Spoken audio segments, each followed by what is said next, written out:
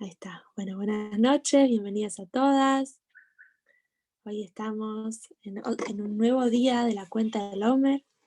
Ya nos vamos acercando a la fiesta de Shavuot. Tenemos esta semana, la próxima, y ya la otra semana. Si estamos ahora en la semana de Yesod, después tenemos la semana de Malhut, y ya tenemos después Shavuot, ¿sí? Así que después les voy a confirmar si la semana de Shavuot, supongo que no hay después del Hag, pero bueno, eso después les confirmo la semana que viene. Así que bueno, bienvenidas a todas. Hoy vamos a estudiar un poquito de la sefirá de la semana y después vamos a continuar con Tania. ¿Sí? La semana pasada empezamos el capítulo 6. Hoy lo vamos a profundizar y puede ser que empecemos un poco el 7.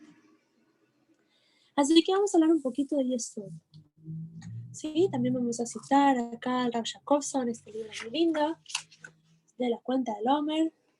Entonces, Yesod es la anteúltima de las 7 sefirot, de las 7 midot emocionales. Es muy interesante. Acá el Rav Jacobson lo traduce como vinculación y como fundamento. ¿Sí? Realmente Yesod, por ejemplo, en la palabra en el uso de hebreo moderno, Yesod es una base, ¿sí? Como el Yesod de una casa, un fundamento, una base. Ahora, ¿qué quiere decir esto en nuestras emociones personales? ¿Sí? Como dijimos que tenemos dentro nuestro las 7 midot emocionales que se relacionan con estas 7 sefirot espirituales, 7 sefirot de Hashem. Entonces, ¿qué es Yesod en mi trabajo diario? Acá, vinculación, ¿sí? Es explicado con una conexión emocional. Entonces, en las primeras cualidades, por ejemplo, amor, o teburá, ¿sí? Disciplina, temor, compasión, persistencia, humildad, todas las que fuimos viendo hasta ahora, son interactivas, ¿sí? Hay de un lado y el otro, pero principalmente hay uno que es el dador y otro es el receptor. Uno es el que ama y el otro recibe ese amor. Después, obviamente, se da algo mutuo, ¿sí? Pero principalmente hay uno. En cambio, o sea, el énfasis está puesto en los sentimientos de uno de los dos, ¿sí? En cambio acá, la unión es una fusión completa de dos. Entonces, es interesante cómo la vinculación permite que todo lo anterior se canalice, se construya, ¿sí? Esta idea de fundamento, construya, tome canal correcto y formen como una base, ¿sí? De un edificio. Entonces, bienvenida Jessie, buenas noches. Estamos hablando de la Sefirá Yesod de esta semana. ¿Sí? Hoy estamos en el día 38 de la cuenta del Omer y corresponde con Tiferet de Yesod, la compasión en la vinculación. Entonces es interesante poder reflexionar nuestra vinculación con otras personas, si tiene todas las otras cualidades, ¿sí? Si es cariñosa, que tiene que ver con Gesed en Yesod, si tiene Geburá, si tiene los límites correctos, es el vínculo. Y también hoy es un día para reflexionar si tiene compasión, ¿sí? Si tenemos Rahamim, compasión por el otro, sintiendo a veces el dolor cuando el otro lo necesita, o solidarizándonos con los demás de la forma que el otro lo puede necesitar, ¿sí? Entonces hoy es un día que habla de esto. Después los demás días va a ir trabajando las demás sefirot vinculadas con eso. Muy bien. Así que Besot Hashem, una semana que viene vamos a hablar un poquito de Malhut y la otra ya tenemos la fiesta de Shavuot. Bueno, ¿están listas para empezar con Tania? Sí. ¿Alguna pregunta? ¿Algo que quieran decir? Vamos a comenzar. Empezamos la semana pasada el capítulo 6. ¿Sí? ¿De qué habla el capítulo 6? Nos trae que, como hemos visto antes, ya en el capítulo 3, hemos visto que el alma divina tiene dos cosas. Por un lado, tiene 10 facultades que son correspondientes con las 10 sefirot supremas. Y estas 10 facultades son sagradas, ¿sí? Son puras y tienen que ver, hay 3 que son intelectuales y 7 emocionales, ¿sí? Y después también este alma divina tiene 3 vestimentas, que muchas veces ya lo mencionamos, que son el pensamiento, la palabra y la acción, que es como el alma se manifiesta, se expresa, como el alma usa para sacar afuera lo que quiere, lo que tiene adentro, y estas tres son sagradas en el alma divina y tienen que ver con Torah o Mitzvot. ¿Sí? Tiene que ver con el cumplimiento de diferentes tipos de Mitzvot y el estudio de Torah. Ahora empezamos a ver en este capítulo, Ze leomat ze asash Elokim. ¿Sí? Esto es un pasuk de Coelet, de Eclesiastés, que dice que Hashem creó una cosa opuesta a la otra. Entonces, ¿a qué se refiere? Que todo lo que existe de un lado de santidad existe también su contracara. Todo lo que existe en las fuerzas del bien tiene su contracara en las fuerzas del mal. ¿Sí? Este es un concepto famoso cabalístico. Entonces, vamos a hablar un poquito ahora del alma animal. ¿Sí? Trajimos que el alma animal viene de la Sitra Ahara. Hoy vamos a explicar un poco más qué es esto de Sitra Ahara, que es llamado el otro lado de la santidad. ¿Qué quiere decir el otro lado? ¿Dónde hay otro lado? Nosotros ya lo vamos a ver un poquito más de adentro pronto. Y dijimos que este alma animal tiene 10 coronas de impureza. ¿Qué eran estas 10 coronas de impureza? ¿Alguien se acuerda?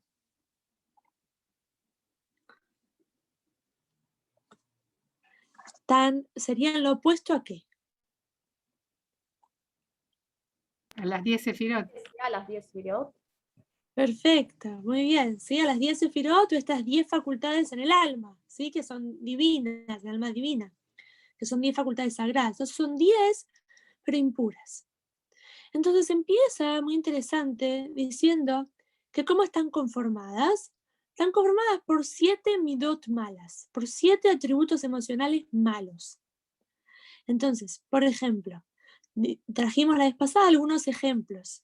Por ejemplo, tenemos la sefirá de Gesed, ¿sí? en la contracara de divinidad, que tiene que ver con bondad, con amor a Shem, con amor al prójimo, con ser amable, con ser bondadoso. ¿Y cuál sería la contracara, ¿sí? Del otro lado, la otra cara de la moneda? Entonces, por ejemplo, alguien que es ambicioso, que quiere mucho dinero, que quiere placer, que quiere muchas cosas para sí. ¿Sí? Después, por ejemplo, hablamos de Gvura, ¿sí? Que Gvura es severidad, es también temor a Shem, también saber marcar los límites de forma correcta. Y a la vez, ¿cuál sería la contracara? ¿Sí? Estamos hablando de las contracaras de las midot, de las coronas de impureza. Bienvenida Dayana, bienvenida Tzipora, buenas noches.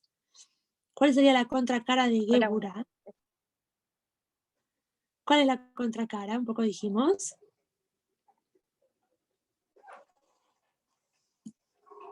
¿Sí? Gevura tiene que ver con fuerza, con límites. ¿Cuál es la contracara de eso? Por ejemplo, una de las contracaras es el enojo, ¿sí? Alguien que se enoja y todo tiene que ser así, como quiere, tiene que ver con el atributo de fuego. Pues otro ejemplo que dimos son los temores a cosas que no son buenas. Eso también es una contracara, ¿no? Como hoy en día lamentablemente pasa mucho que hay muchos temores y muchas cosas que de repente uno aprende noticioso y se llena de cosas que lo angustian, ¿no? Y como hay que saber a veces frenar y cuidarse de no exponerse a cosas que lo puedan angustiar. Entonces, también eso es una contracara de Burá. Después tenemos Tiferet, ¿sí? Que tiene que ver con belleza. Un segundo. Y acá está. Estaba buscando el librito de Jacobson, que nos trae toda esta sefirot. Y justamente, ¿cuál es la contracara de Tiferet? La contracara tiene que ver con jactancia, alguien que se cree que él es mejor que los demás y cree que él puede más que los demás. ¿Sí? Eso es una contracara. Entonces,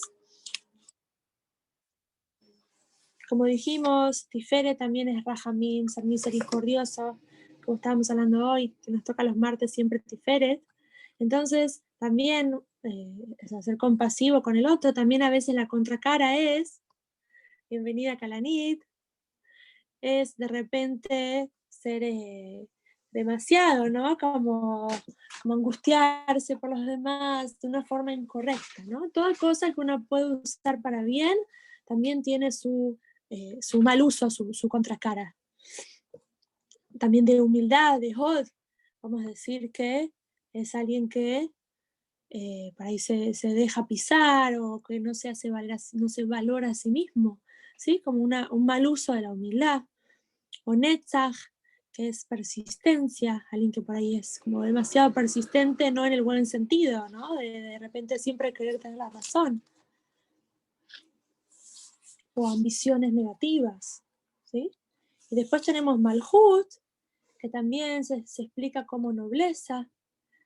También el Malhut de una persona es lo que la persona influencia a otras personas, ¿sí? Como te he traído que todos tenemos nuestro nivel de Malhut, como de reyes, que podemos influenciar a otros.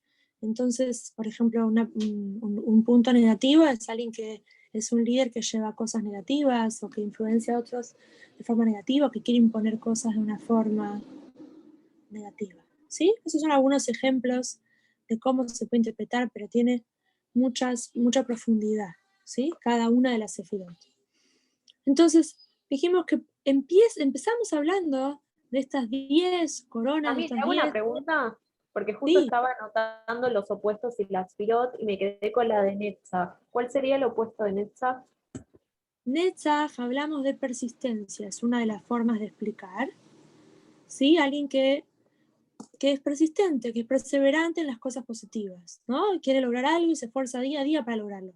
Entonces, una contracara que podríamos ver de Netzach es alguien que es, digamos, a lo porteño cabeza dura, ¿no? Que dice, sí, yo quiero que sea así, así, así, y por ahí no sabe a veces tener la flexibilidad de ver que las circunstancias no siempre son como quería o que por ahí el otro necesita algo diferente, ¿no? Ese es un ejemplo como por ahí esta persistencia se puede mal usar, ¿sí? Dale, gracias también. Por eso es interesante, akshanut, ¿no? Como es en hebreo, que es como alguien que es akshan, alguien que es cabeza dura, no sé si hay una palabra en castellano para el término. Sí, ¿querías preguntar algo, Diana? Sí, justo se me desconectó, pero me interesaba esto que estaban preguntando y entré en la última explicación que estabas haciendo, en lo que estaba preguntando Jessie. De Netzach, ¿sí? Estamos hablando de la persistencia, que se puede usar de un lado positivo, ¿no? Justo ahora que estuvimos hablando de la historia de Rabbi Akiva, alguien que a los 40 años no sabía ni las letras, y sin embargo él vio como una gotita, caía siempre en el mismo lugar y hizo un agujero en la piedra. Y dice, si una gotita de agua puede agujerar una piedra, ¿cómo yo no puedo estudiar un poco de Torah con mi cabeza que no es tan dura como una piedra, ¿no? Esta idea de persistencia en cosas positivas. Pero el punto es equilibrar todo y que también está su contracara, que podría ser esto de akshanut, de ser cabeza dura, de querer que sea así, así, así, así, cuando a veces no es la circunstancia correcta, a veces no es lo mejor para uno, ¿no? A veces nos pasa que decimos, quiero así, así, así, así, y Hashem quiere de otra forma, ¿no? Ahora con el corona, la mayoría nos pasa, que lo que planeamos y queremos no siempre sale, ¿no? Entonces Hashem nos está mostrando que no hay que ser akshanim, ¿no? No hay que ser cabeza, no sé, cabeza dura, ¿cómo se dice? Perseverante en el mal sentido, ¿no? Muy tenaz. Ahí está. Entonces, por eso también justamente, eso es lo que también una de las cosas que nos enseña ahora Sefirat HaOmer, que vemos como cada una de las 7 está conectada con las 7, porque digamos, bondad, solo bondad pura, bondad pura, bondad pura, si no está equilibrada, principalmente con Geburá, con el límite correcto, termina llegando a un lado incorrecto, ¿no? Y ese es el trabajo personal también con todas estas sefirot, que estén equilibradas y conectadas, tridas una por la otra, ¿sí? O sea, una trae en la otra equilibrio. Bienvenida, Dafna, buenas noches. Gracias, Tami.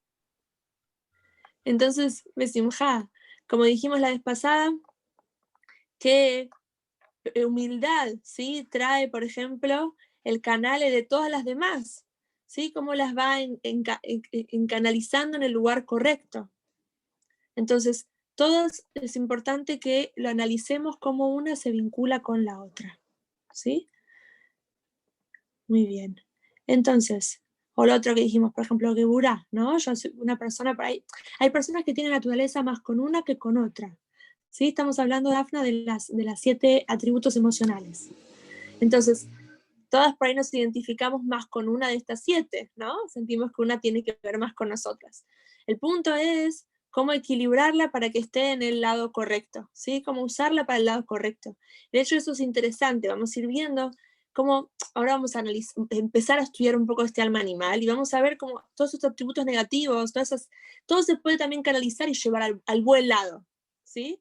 O sea, alguien que por ahí tiene, como habíamos hablado el primer capítulo, alguien que tiene mucho fuego, y es alguien que por ahí se enoja, y tiene mucha ambición de liderazgo, y quiere siempre tener la razón. Bueno, eso lo puede volcar en algo positivo, en una sefira positiva, y usarlo, canalizarlo para cosas buenas. Entonces, estas 7, como dijimos, por ahí nos sentimos más identificados con una de ellas. El punto es equilibrarlas con todas, ¿sí? Alguien que por ahí es de tener muchos límites, muchas aspiraciones, y por ahí le falta tener gesed y saber dar al otro, tener tiferet y saber siempre tener compasión y ver de no dañar a otras personas en su ímpetu, en su búsqueda, por ejemplo, ¿sí?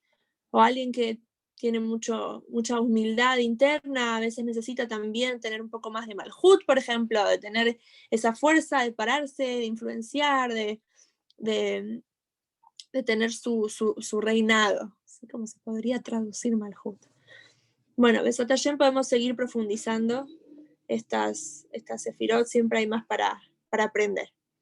Entonces, dijimos que tiene estas 7, y después nos habla el capítulo, al principio del capítulo 6, que estas 7 son conforme la calidad del intelecto. ¿Qué quiere decir conforme la calidad del intelecto? ¿Sí? Nos trae un ejemplo de un niño que es chiquito, que su intelecto todavía está desarrollándose, todavía es inmaduro, todavía no conoce un montón de conceptos y un montón de cosas. Entonces, ¿qué pasa? Un niño desea y se desespera, ¿no? Que es este atributo de Gesed, de desear cosas, o también a la vez de Geburá, se enoja por cosas que por ahí son pequeñas, que no tienen valor, ¿sí? Por ahí se desespera por un caramelo, ¿no? Y por ahí no aprecia, por ejemplo, algo que es mucho más valioso, ¿sí? Entonces, el niño, es esto que dijimos, que el intelecto hace que las tasmidot sean conforme al intelecto. Entonces, es interesante porque de la forma que yo concibo y veo el mundo, eso hace que también así siento, y después va a las vestimentas, ¿sí? Como pienso, como hablo y como actúo. Entonces, eso tiene que ver con la formación del alma animal. Ahora, dijimos que el alma divina, empezamos hablando de cuáles, de las intelectuales o de las emocionales en el alma divina. ¿Cuáles mencionamos primero? Me acuerdo que estaba Jochma, Binah y Dad, que eran las intelectuales. Perfecto, muy bien. Entonces, cuando hablamos del alma divina y hablamos de las 10 sefirot supremas, primero están, como dijo muy bien Jessie, el Chabad, ¿sí? el Seher, el intelecto, Jochma, Binah y Dad. Entonces, estas son las primeras 3. En cambio, acá, cuando hablamos del alma animal, estamos trayéndolas al final. Estamos diciendo que el alma animal tiene 10 coronas de impureza y que están las 7 midot, 7 emocionales malas, que son conforme a las 3 intelectuales. ¿Sí? ¿Por qué esta diferencia? ¿Por qué el alma divina pusimos primero a las intelectuales y acá estamos poniéndolas al final? ¿Qué les parece? ¿Cómo es la naturaleza del alma animal y la naturaleza del alma divina? Son opuestas. Por eso puede ser que estén al revés. No, muy bien, como dijimos que se parecen, ¿no? Como una moneda tiene 2 caras, se parece, pero una es opuesta a la otra. Entonces, el alma divina es esencialmente, en esencia, intelectual, ¿sí? Empieza el trabajo del alma divina intelectualmente. La persona se pone a estudiar sobre la grandeza de Hashem y medita y profundiza y se emociona, y de ahí baja la emoción. Y de ahí recién empieza a sentir algo. ¿Sí? Y del sentimiento después baja el pensamiento, la palabra y la acción. Es como una escalera, ¿no? O digamos para arriba en el alma divina, que tenemos la escalera de que la persona piensa, medita, y de ahí va subiendo a emociones y a pensamientos activos, a palabras y acciones. ¿Sí? Ahora, cuando hablamos del alma animal, no empieza así el trabajo. El alma animal es esencialmente instintiva y pasional.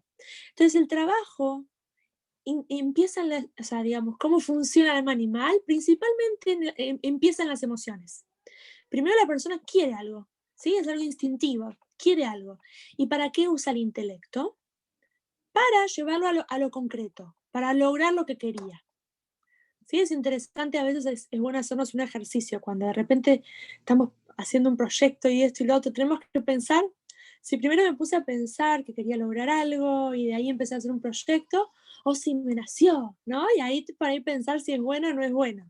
¿Sí? A veces es interesante ese análisis, que a veces cuando nos nacen cosas de repente tenemos que parar un poco, como se dice, poner la mente un poco en frío y reflexionar si es realmente bueno para nosotras o para el proyecto que estemos haciendo. Entonces, el alma animal, como dijimos, surge principalmente de lo emocional. ¿Sí? Entonces, de la emoción desarrolla pues una acción. Por ejemplo, una persona quiere comer algo, ¿sí? Es el ejemplo más básico, ¿no? Quiere comer algo, vio una torta que le gusta y después de ahí se pone a pensar, voy a preparar esto, voy a cocinar lo otro, y después se pone o a decir o a hacer, ¿no? Se pone a hacer la torta, por ejemplo. Eso es un ejemplo muy sencillo, pero está traído que cada cosa que hacemos o decimos, estamos movidos internamente, si viene el alma animal, estamos movidos por un sentimiento, ¿sí? Y el alma divina también, pero es diferente el alma divina. Tiene como un orden de trabajo más dirigido, más ordenado. Pero atrás de todo hay sentimientos. Aunque no siempre los vemos, no siempre somos conscientes de los sentimientos que nos están llevando a hacer eso. También es un trabajo interesante, ¿no? Ponernos a reflexionar qué sentimiento nos está llevando a eso. ¿Sí? Entonces, esto trajimos de las 10 coronas. Ahora, vamos a leer de adentro. ¿Están listas? ¿Alguna pregunta de lo que dijimos hasta ahora? No, Tami.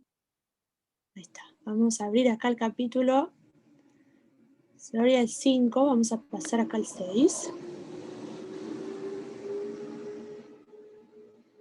Muy bien, ahí lo estoy poniendo más grande. Díganme si ahí lo ven bien.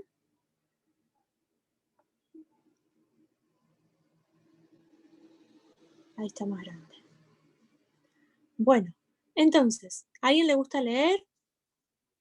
Es bienvenida. Entonces estamos hablando de estas 10 categorías impuras, ¿sí? Cuando una persona piensa, ahora ya estamos pasando a las 3 vestimentas. Pensamientos que se originan en estas, o habla o actúa, ¿sí? Estamos hablando de las 3 vestimentas, que yo de repente quería algo o sentía algo, y de ahí eso me lleva a hablar y a pensar, a hablar y a hacer. Entonces el pensamiento en su cerebro, las palabras en su boca y el poder de acción en sus manos y en los otros órganos son denominados vestimentas impuras. Entonces, como habíamos hablado antes, ¿sí? Algo también la moneda, habíamos hablado antes del alma divina, que tiene 3 vestimentas sagradas, ¿sí? 3 vestimentas puras. ¿Por qué? Porque se investiga en Torah Mitzvot. Ahora vamos a hablar de las vestimentas impuras. Ahora, ¿qué quiere decir? ¿Que todo lo que tiene que ver con lo mundano es impuro? No. Ahora lo vamos a ir profundizando, ¿sí? Acá es como una especie de introducción y cada vez lo va a ir profundizando más. Para estas 10 categorías impuras que se visten con estas vestimentas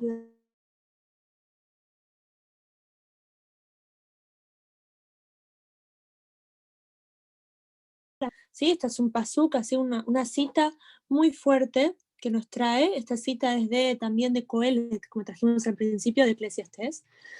Y como el Zohar trae para Yad Beshalach un destrozo del espíritu de santidad. Bueno, palabras un poco duras. Entonces, ¿qué está diciendo acá? Una forma de entenderlo es el hecho de que cuando estamos hablando de cosas materiales por cosas materiales en sí mismas, ¿Sí? Más adelante vamos a ver cómo elevar al alma animal, y cómo elevar las cosas materiales, y cómo vivir la vida cotidiana y la vida material con sentido y con elevación. Pero estamos hablando cuando alguien busca cosas mundanas por el placer mismo mundano, por la búsqueda mundana en sí. ¿Sí? Cuando alguien quiere el dinero por el dinero, no que quiere el dinero para con eso hacer algo positivo, con eso educar una familia, con eso armar una institución, con eso hacer cosas positivas, sino por la misma búsqueda, el mismo placer del objeto, de lo material en sí mismo. Entonces, si reflexionamos hoy en día, que estamos en una época como nunca hubo de tanta abundancia, ¿sí? Bueno, no hablamos del corona en particular, la crisis mundial, estamos hablando en general la era que estamos viviendo, que es una era donde no hubo tantas comodidades como lo hay ahora, ¿sí? Hace no tantos años que existe el baño, existe la calefacción, el aire acondicionado, el lavar ropas y todo tipo de cosas que hace la época de los abuelos y bisabuelos, algunas cosas no se pueden ni imaginar, ¿sí? Que podíamos, sin embargo,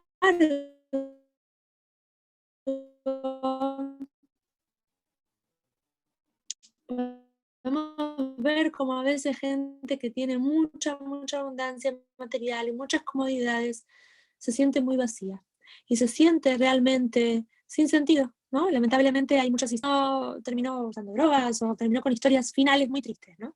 Ejemplos máximos a veces de abundancia no significan realmente personas completas y personas felices, ¿no? Entonces acá esto nos permite entender esta frase de Eclesiastés y esta frase del Zohar, ¿no? Como realmente las cosas mundanas por sí mismas, cuando son buscadas por sí mismas, son vanidad, aflicción del espíritu, no llenan a la persona lo que la persona realmente necesita.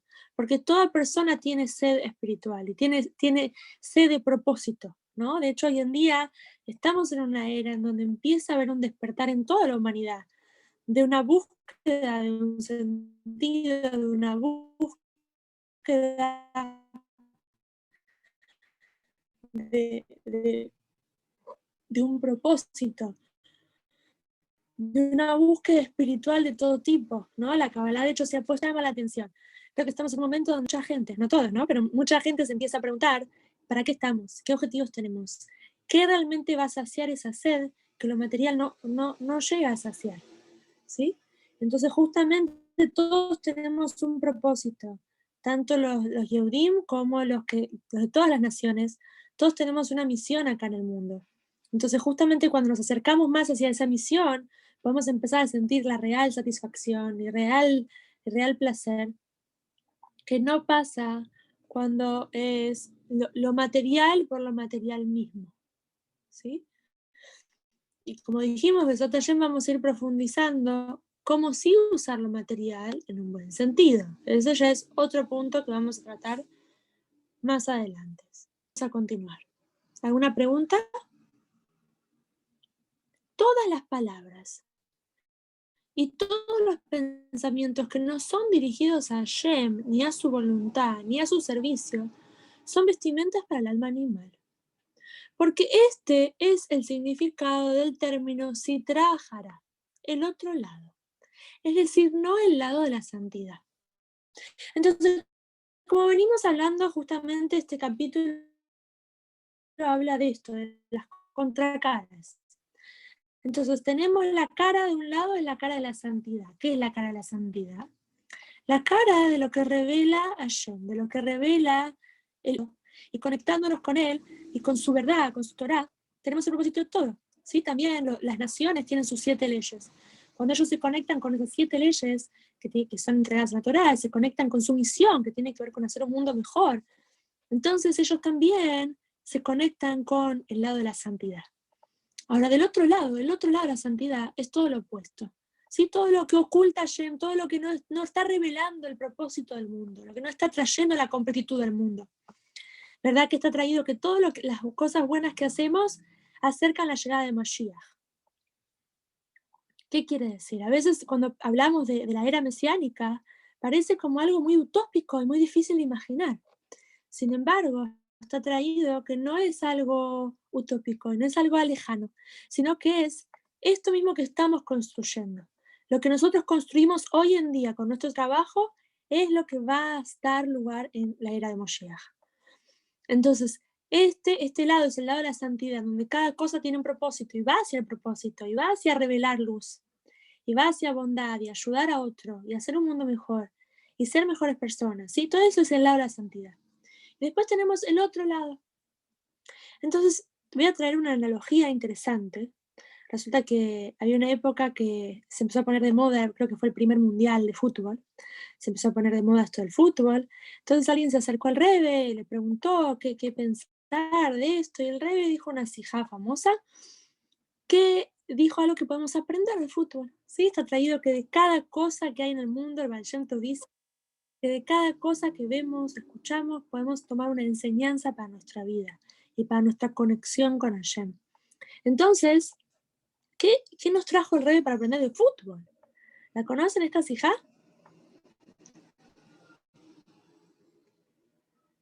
¿Alguien se acuerda? ¿Qué aprendemos del fútbol?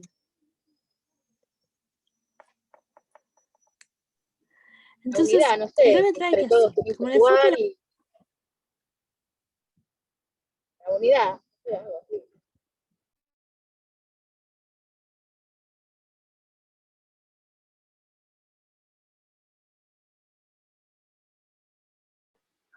Se congeló Tami.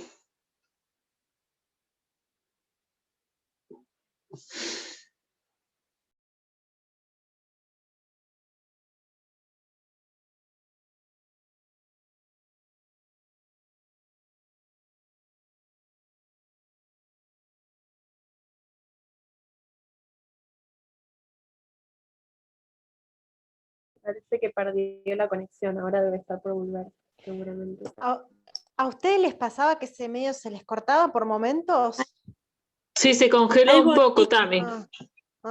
Me había congelado. Bueno, esperemos que ahí nos acompañe el internet. Besat Hashem. ¿Ahí se escucha Sí, bien?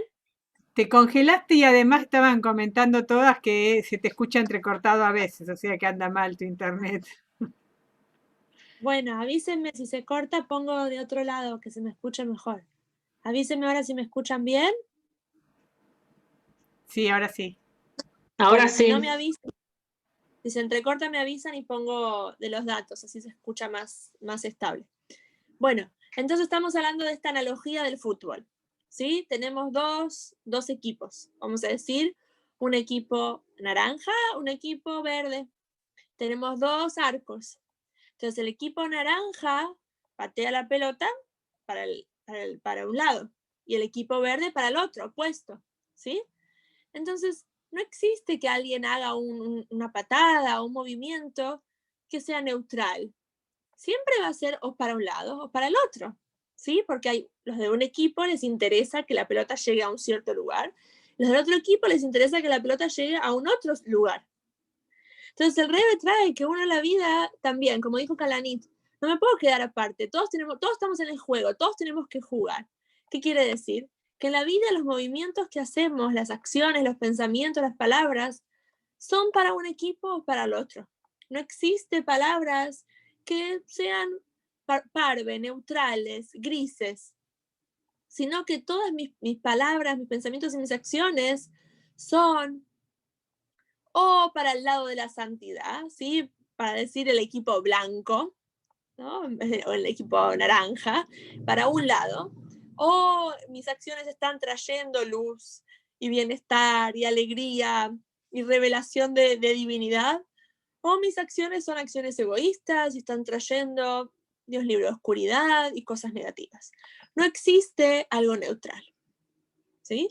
Entonces, vamos a ver qué pasa con las cosas cotidianas, ¿no? Uno está comiendo, uno está dibujando, uno se está vistiendo. ¿Qué pasa con todas esas acciones? ¿Qué dicen?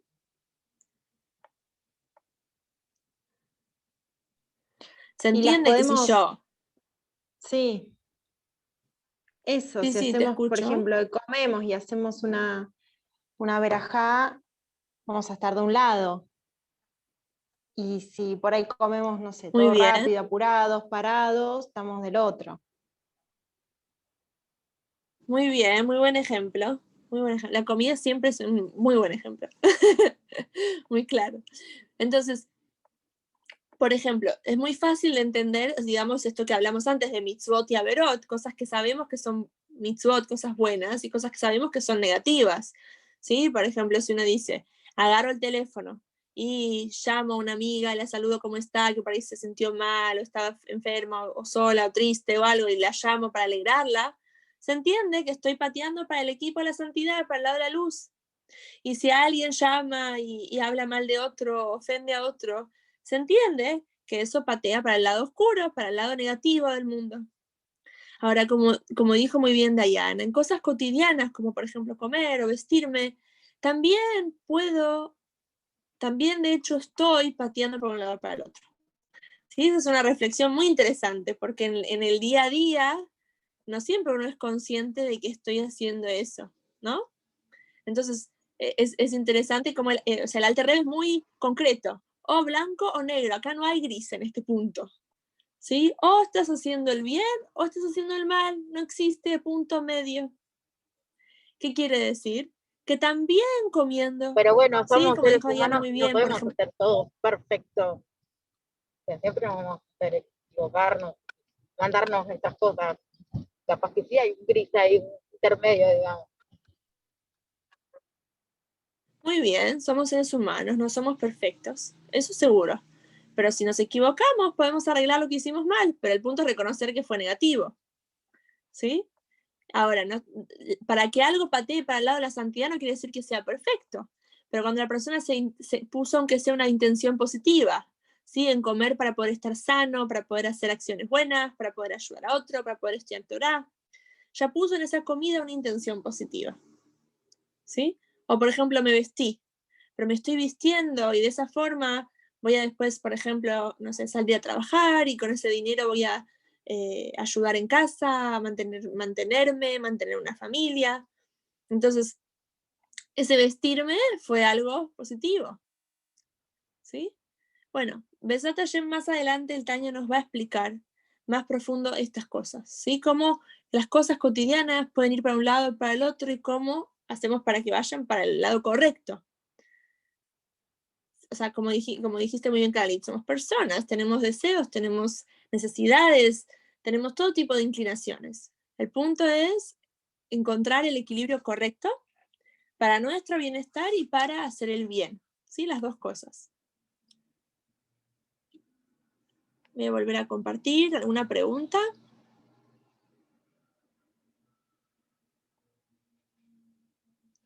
Ahí paso al capítulo 6. ¿Se me está escuchando bien ahora? Sí. Sí, Sí, también. Buenísimo. Entonces, acá lo que trajimos, ¿sí? Del otro lado, el lado de la santidad, o sea, la santidad y el otro lado, la Sitra Jara. Este es un término que muchas veces es traído en Kabbalah, en Hasidut. El Taña lo va a seguir desarrollando, esto del otro lado. Vamos a decir el arco de la oscuridad. Entonces, acá habla un poquito del lado de la santidad. Vamos a leer un poquito acá. Un segundito que pongo para subrayar. Ahí estamos. El lado de la santidad no es otra cosa que la permanencia y la extensión de la santidad de Hashem. ¿Sí? Tiene que ver, como dijimos, algo que está anulado a Hashem, algo que lo revela a él. Entonces, como vimos bastante en Shara y Jud de Amuná, Hashem es el que da vida a cada ser, a cada detalle, a cada cosa. Y cada cosa tiene un propósito. Nada es creado porque sí. Y nada nos pasa porque sí. Sin embargo, no siempre eso se ve. De hecho, la mayoría de las veces no se ve. Y ahí está el trabajo que tenemos nosotros, de ir revelando, de ir iluminando el propósito y la divinidad en cada cosa, en cada ser, en cada circunstancia, en nosotras mismas. Hashem reside únicamente en lo que se somete a él, ya sea una subordinación real. ¿Qué quiere decir Hashem reside? Hashem, como dijimos, llena cada cosa, cada lugar, cada espacio, no hay lugar vacío de él. ¿Sí? No existe una fuerza que sea una fuerza externa a la fuerza divina. No hay dos fuerzas, no hay dos genios de la lámpara. Hay una sola fuerza y esa fuerza, ¿sí? Es la fuerza de Hashem. Ahora, cuando está hablando acá de reside, se refiere a la revelación, ¿sí? Hay lugares donde podemos ver a Hashem revelado, ¿sí? ¿Verdad? Cuando a veces hay una circunstancia que nos emociona, ¿no? Que de repente estamos necesitando algo y alguien nos levanta, nos llama y justo nos da lo que estamos buscando y necesitando, o cuando vemos a un otro cómo hace una acción buena y vemos luz, vemos divinidad. En cambio, entonces ahí es donde estamos diciendo que reside, que está la presencia de Hashem revelada. En cambio, hay lugares que está tan oculto Hashem, tan oculto que hasta es casi difícil tener la emuná a veces, ¿no? Porque está muy, muy oculto. Es difícil a veces confiar o reconocer, ¿no? Que en esa circunstancia tan fea que pasó y en esa persona que se portó tan mal, ¿cómo puede ser? Y también ahí, afilo voy a estar, yo me toca a estar, incluso en lo oculto, dentro de lo oculto también está ahí Hashem y Torah. También ahí Hashem está adentro de cada cosa, ¿sí? Como pasó justamente la semana pasada, un día de tanta luz, el día del Lag BaOmer, como pasó algo tan triste en Merón, un lugar de tanta santidad, es algo que no podemos entender. Tiene que ver con la fe de que Hashem está en cada circunstancia y Él sabe realmente por qué cada cosa pasa. Y nosotros somos personas que acá abajo no podemos entender. Entonces eso es lo que decimos, que Hashem está incluso en lo oculto, dentro de lo oculto, también está Hashem ahí. También ahí hay divinidad, también ahí hay un propósito. Entonces acá estamos hablando de algo que está del lado de la santidad, algo que está totalmente subordinado a Hashem. Entonces trae el caso real, ¿sí? Que es real con todas sus fuerzas, que son los ángeles supremos, que están constantemente cantando a Hashem, no tienen ningún otro tipo de deseo, como dijimos antes, no son personas, no son imperfectos, todo el tiempo están cantando, es real, es concreta su subordinación, su anulación, o una subordinación potencial, ¿sí? Entonces acá trae, ¿qué quiere decir potencial? Que tenemos la potencia, que tenemos la fuerza de lograrlo. Entonces trae acá el caso de nosotros, de nuestro pueblo. ¿Qué pasa? Que en este mundo físico, siendo personas físicas, tenemos la capacidad de entregarnos completamente a Hashem a través del martirio. Acá trae un ejemplo, ¿sí?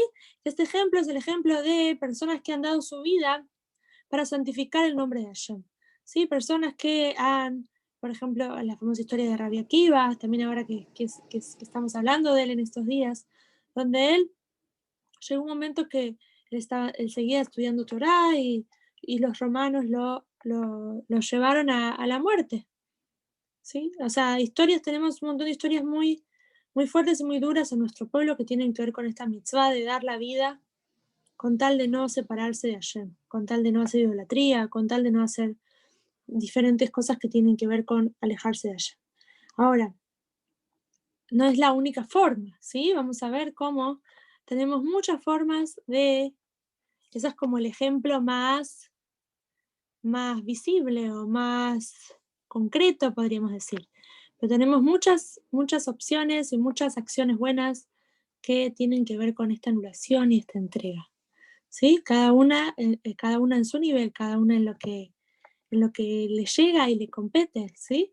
Como a veces uno da un poco de uno mismo en diferentes circunstancias. A veces uno quiere tener un tiempo para hacer algo, por ejemplo, que quiere hacer algo que uno tiene ganas, y a veces uno dice, bueno, voy a ceder un ratito de ese tiempo y voy a darlo para ayudar a otro, por ejemplo. Es un ejemplo también de anulación, de entrega.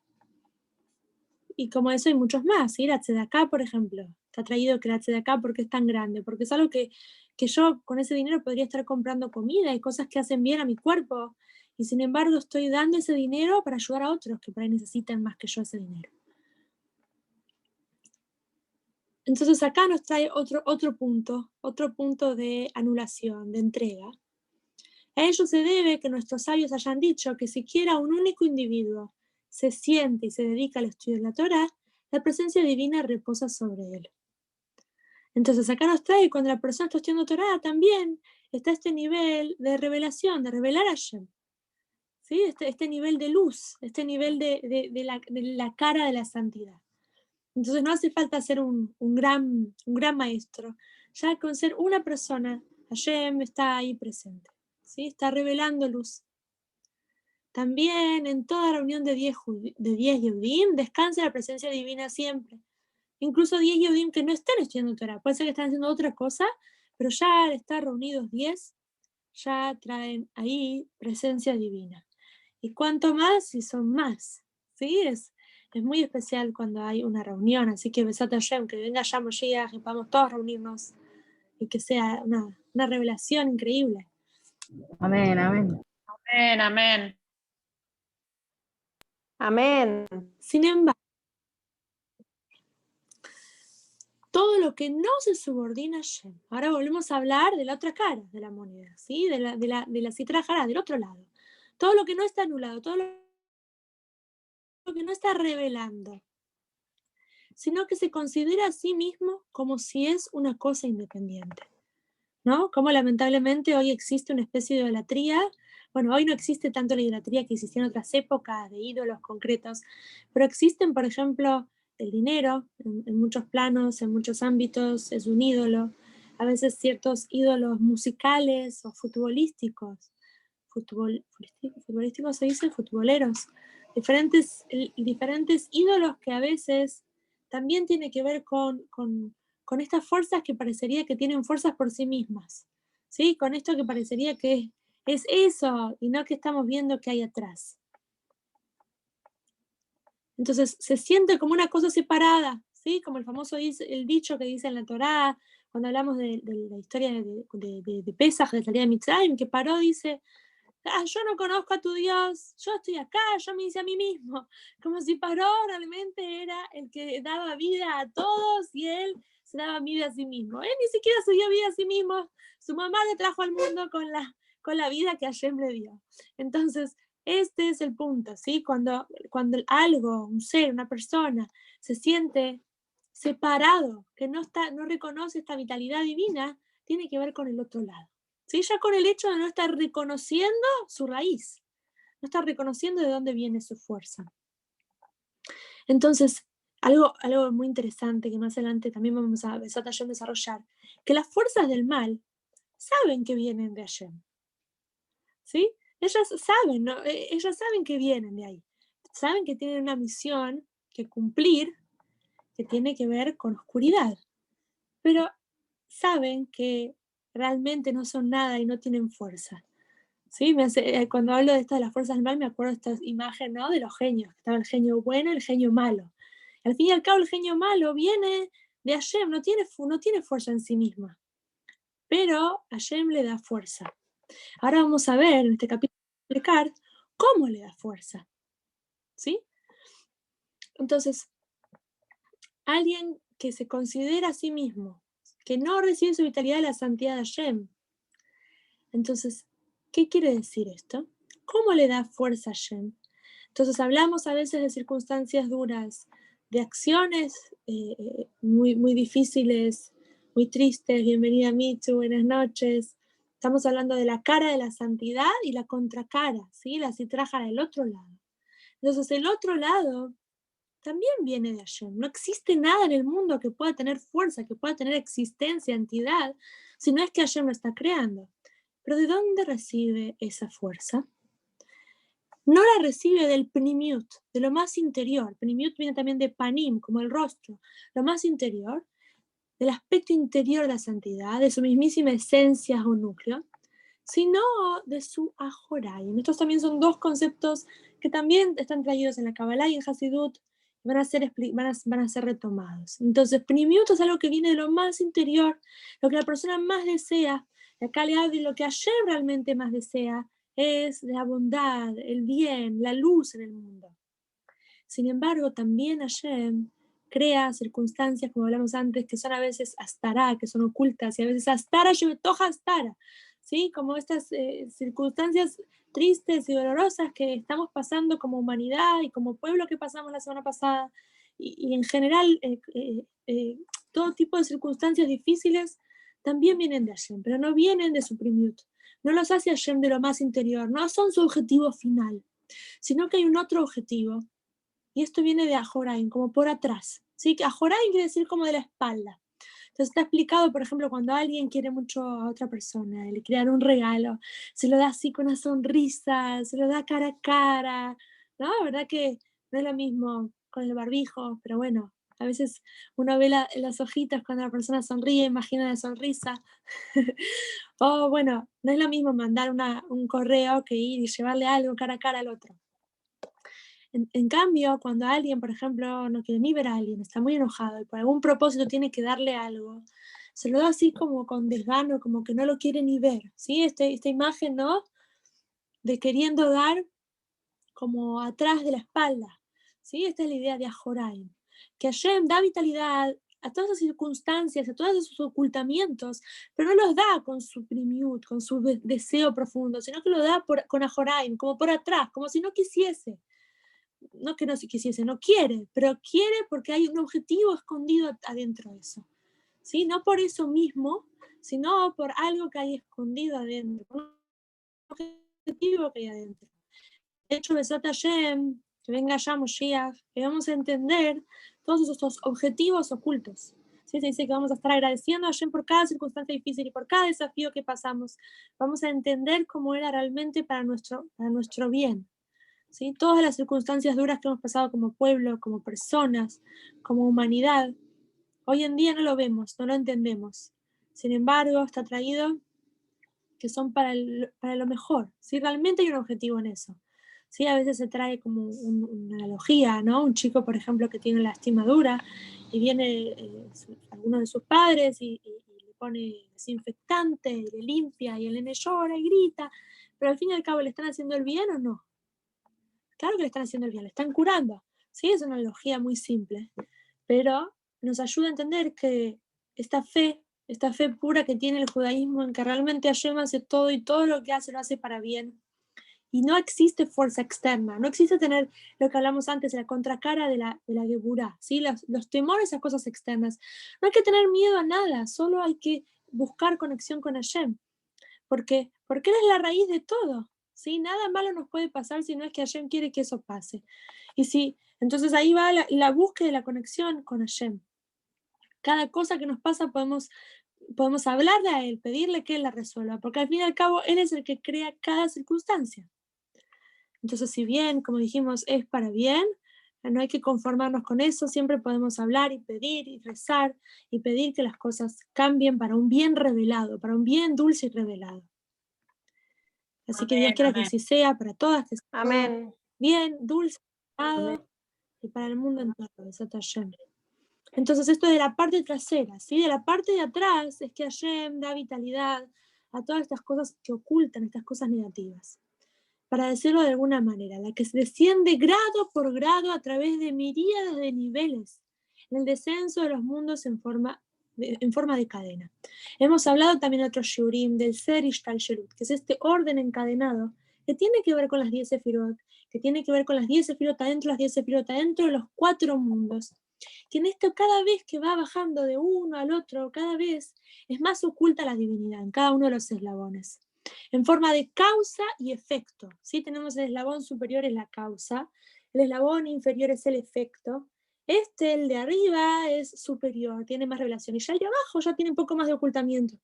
Y así va bajando cada vez más. Pero no alcanza solo con este descenso para que se forme el mundo como lo conocemos, sino que también Hashem creó el concepto de tzimtzumim. Se traducen a veces como contracciones.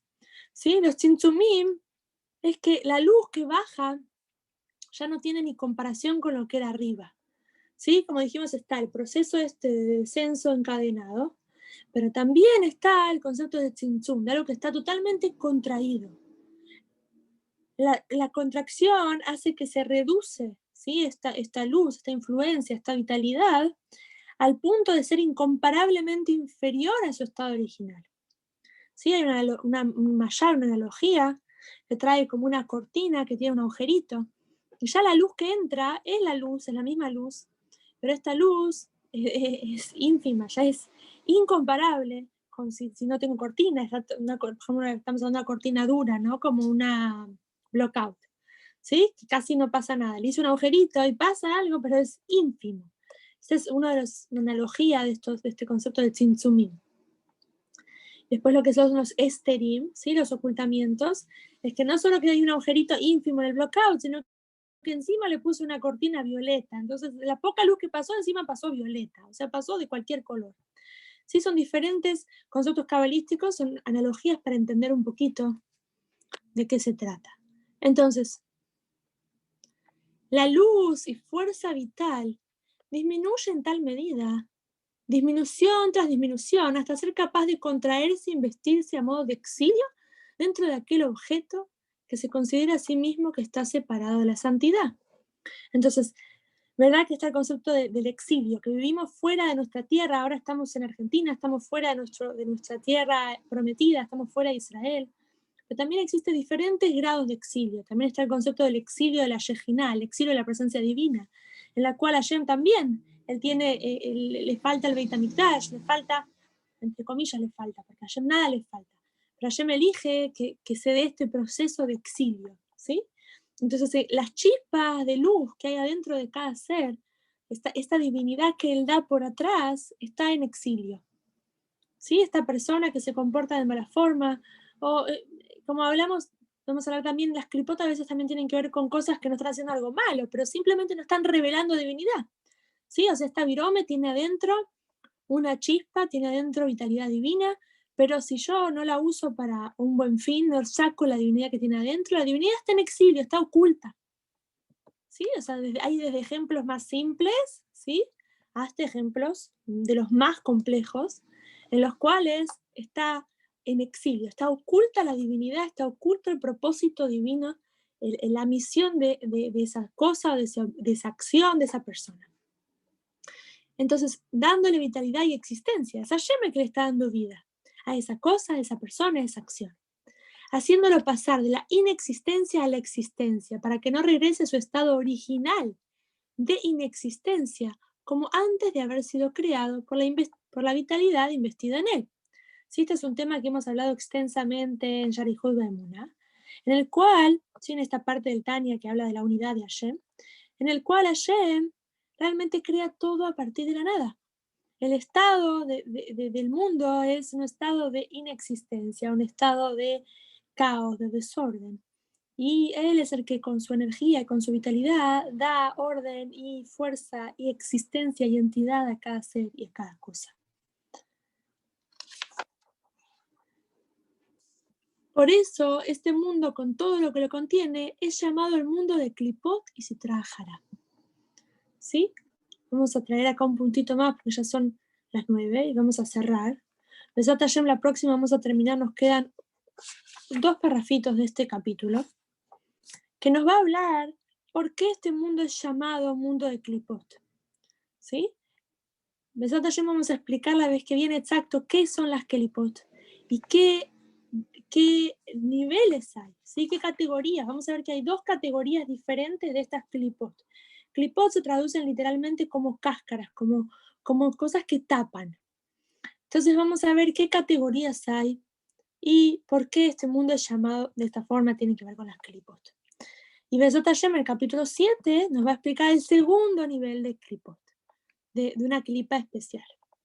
Así que bueno, Besat Hashem, nos vemos la semana que viene. Y ahí les digo que pasa la otra, ¿sí? Que es después de Shavuot.